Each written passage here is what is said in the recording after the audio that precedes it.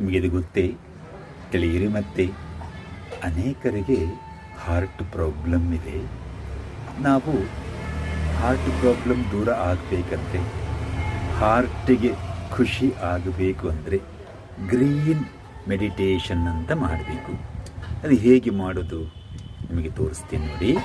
ನಾವೀಗ ಎಲ್ಲಿ ಗ್ರೀನರಿ ಇದೆಯೋ ಅದರ ಬಳಿ ಹೋಗಬೇಕು. ಈಗ ನಾವೆಲ್ಲಿ ಬಂದಿದ್ದೀವಿ?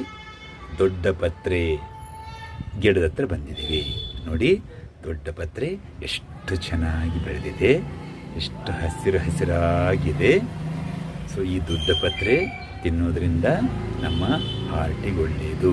ಕೆಮ್ಮು ದೂರವಾಗುತ್ತೆ, ಮೋಷನ್ನು ಚೆನ್ನಾಗಾಗುತ್ತೆ.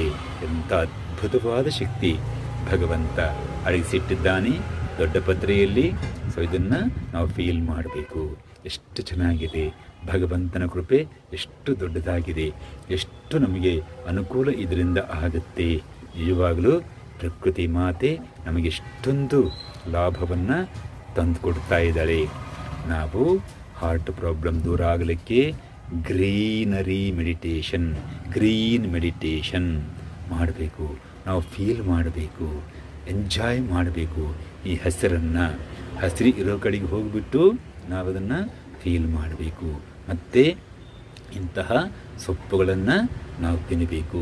ಹಾರ್ಟ್ ಚೆನ್ನಾಗಿರಬೇಕಂದ್ರೆ ಈ ದೊಡ್ಡ ಪತ್ರೆ ಎಲೆ, ಕರಿಬೇವಿನ ಎಲೆ, ಕಹಿ ಬೇವಿನ ಎಲೆ, ಕೊತ್ತಂಬರಿ, ಈ ರೀತಿ ಗ್ರೀನ್ ಲೀವ್ಸನ್ನು ಜಾಸ್ತಿ ಬಳಸಬೇಕು. ಮತ್ತು ಗ್ರೀನ್ ವೆಜಿಟೇಬಲ್ಸನ್ನು ಜಾಸ್ತಿ ಬಳಸಬೇಕು. ಬಳಸಿದಷ್ಟು ಹಾರ್ಟಿಗೆ ಒಳ್ಳೆಯದು. ಗೊತ್ತಾಯ್ತಲ್ಲ? ಇನ್ಮೇಲಿಂದ ಮಾಡಿ. ಜೈ ಧನ್ವಂತರಿ.